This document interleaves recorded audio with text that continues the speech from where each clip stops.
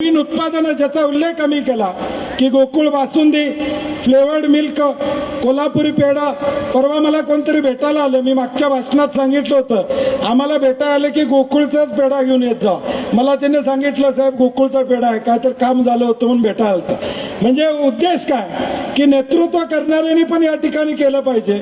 मी मगाशी MD-ना विचारलं, पोरग्याचं लग्न आहे, ज्यांना जेवणाचा कॉन्ट्रॅक्ट दिलेला आहे त्यांना सांगितलं बासुंदी गोकुळचीच घ्यायची.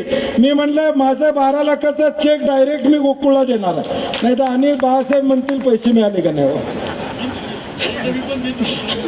त्यामुळं मी त्या केटररला सांगितलं की बासुंदी गोकुळचीच घ्यावी लागेल तुम्हाला, माझी आट आहे म्हणलं.